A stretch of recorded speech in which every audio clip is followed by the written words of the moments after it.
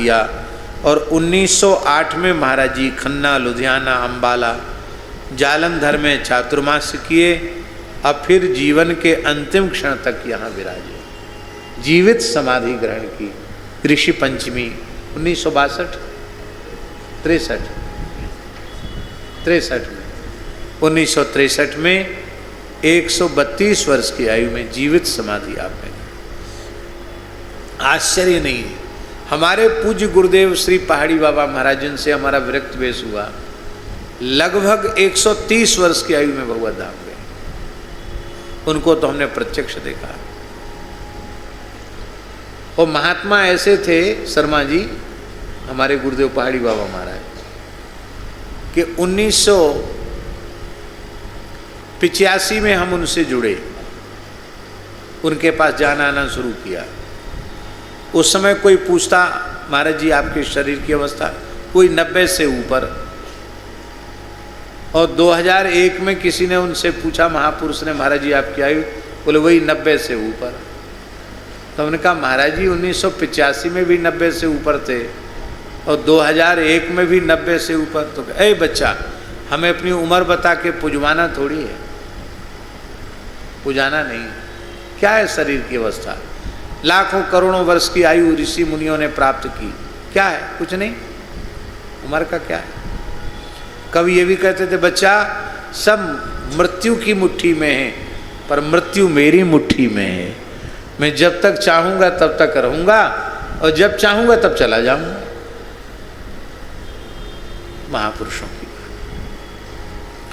उनके दादा गुरु मूल पुरुष श्री स्वामी नरसिंह दास जी पहाड़ी बाबा, जिनके शालिग्राम जी का हमने आपको दर्शन कराया, कार्तिक पूर्णिमा को जन्म हुआ और कार्तिक पूर्णिमा को ही 150 वर्ष की आयु में उन्होंने जीवित समाधि ली। कार्तिक पूर्णिमा को ही आविर्भाव, कार्तिक पूर्णिमा को ही तिरोभाव। आज 214 वर्ष उनको समाधि लिए हुए हो गया। कितना? 214 वर्ष पूर्व उन्होंने समाधि ली।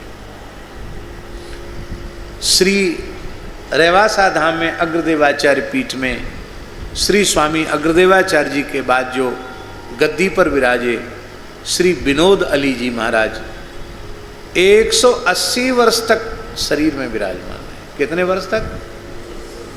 माने 200 में केवल 20 वर्ष कम, और 180 वर्ष के बाद सदेह अंतर्धान हो गए। अग्र स्वामी जी भी सदेह अंतर्धान हुए, विनोद अली जी भी सदेह अंतर्धान हुए, फिर ज्ञान अली जी महाराज हुए, ज्ञानदास जी महाराज, वो भी सदेह अंतर्धान हुए। फिर रामचरण अली जी महाराज हुए, वो भी सदेह अंतर्धान हुए। पंचम आचार्य हुए बालकृष्ण अली जी, उनके बाद फिर देह त्याग की परंपरा। 4 पीढ़ियों तक सदेह अंतर्धान उसी रेवासा कुंज में। और ब्यासी बाल अली जी महाराज तो दक्षिण भारत के थे, यहाँ के नहीं थे, राजस्थान के। बाकी तो सब प्राय राजस्थान के ही हुए, ये दक्षिण भारत के थे। दक्षिण भारत में उधर तमिलनाडु के थे, जहाँ की द्रविड़ भाषा है, तमिल भाषा है, तमिलनाडु के थे। और बचपन से ही कोई संस्कार था कि श्री सीताराम जी के प्रति मधुर भाव था, सहचरी भाव था। तो पवित्र विप्र कुल में जन्म हुआ था, बहुत ग्रंथ पढ़े, बहुत साहित्य देखा, लेकिन वो जिस रस के पिपासु थे उस इच्छा की पूर्ति उनकी नहीं हुई।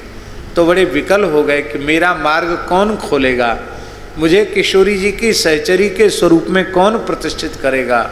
बहुत व्याकुल हो गए, बहुत रुदन किए, इससे अच्छा तो मेरा शरीर ही नष्ट हो जाए।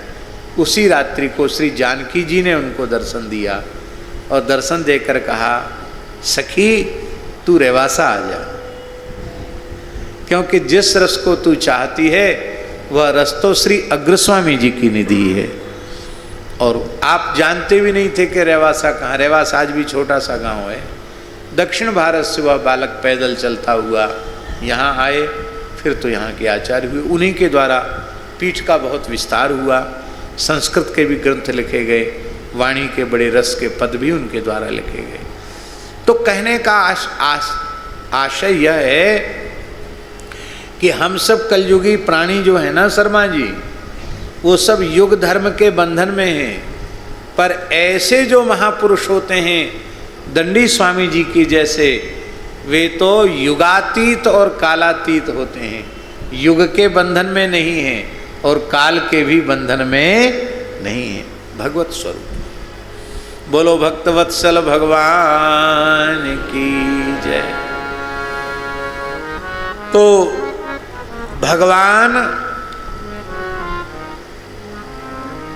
अभी व्यास जी ने कहा ना, हरिना जन तो मुक्ति न मांगे, जन्म जन्म अवतार रे।